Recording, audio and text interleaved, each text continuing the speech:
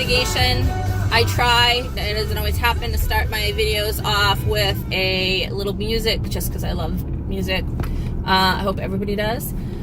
So, if you don't know me, my name is Maryann Little. I am co-owner of Short Sale Mitigation. We are a Massachusetts-based short sale negotiation firm. We offer CEUs in Massachusetts and New Hampshire for short sale classes that we actually helped develop.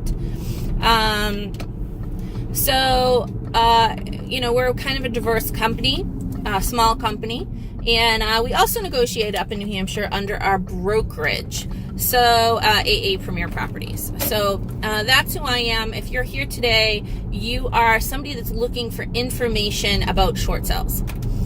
Today's video is what I consider the dirty secret about short sales. Or if you've ever taken one of our classes, you know the number one reason that a short sale will fail, or number one reason you're going to run into a short sale issue, is the valuation. If you've taken any of our classes, you know that. The valuation issues can happen on both sides. It can happen on the seller listing agent side, and it can happen on the bank side. But today, I'm going to expose a little dirty secret that many lenders don't want you to know about, and I know it's still happening today, and I'll explain myself. But first, let's talk about the valuation of the property. If you are a good listing agent, what happens is the bank orders a valuation on the property.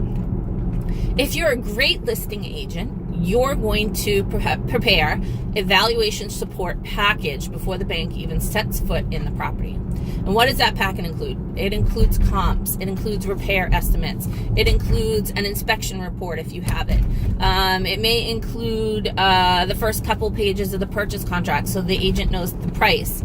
It may include other things that you particularly know about the property, because who knows most about the property but you and the homeowner?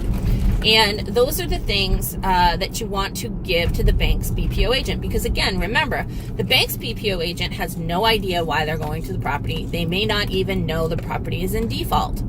So you can even potentially give, with the permission of the homeowner, a copy of the hardship letter so that the agent knows the issues of the property. Give the title report. If you know there's multiple liens on the property that has to get negotiated, that actually does impact the value.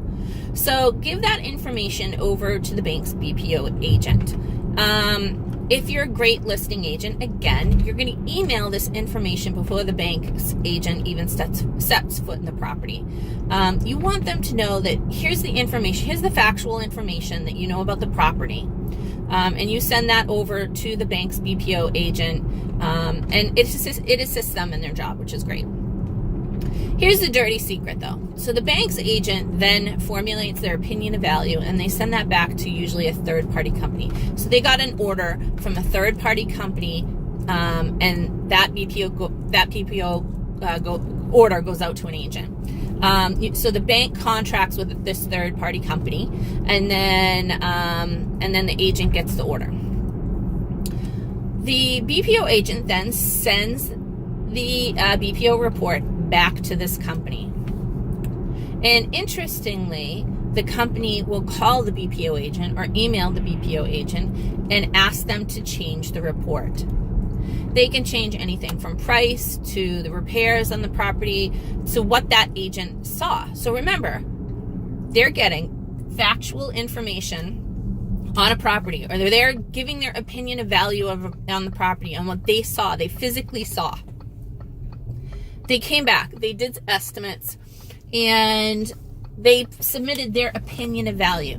Well, now they're being asked to have that value changed. The banks, I don't know if the banks ask the BPO companies to do it or the BPO companies just do it on their own. Now, the reason I know this is still happening today, and I know it happened multiple times back when we started. So maybe around 2013, 2012, 11, it was definitely happening. Nick and I formed our company in 2010, and we had heard about it from several different agents.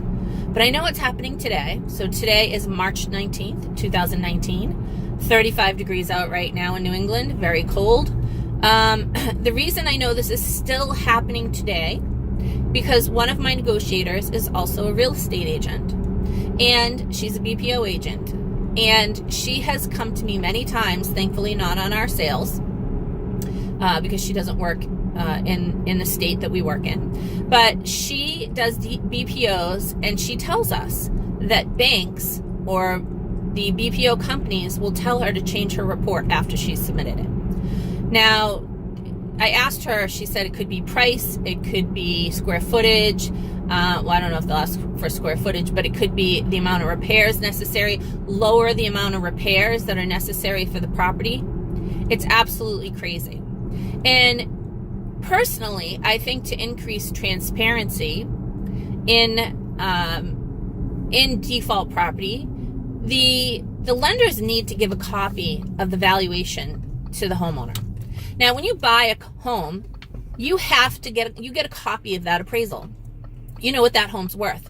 Because when you buy a home, if they value a property at $400,000, but you put the property in a contract for $450,000, they're not going to let you buy that property.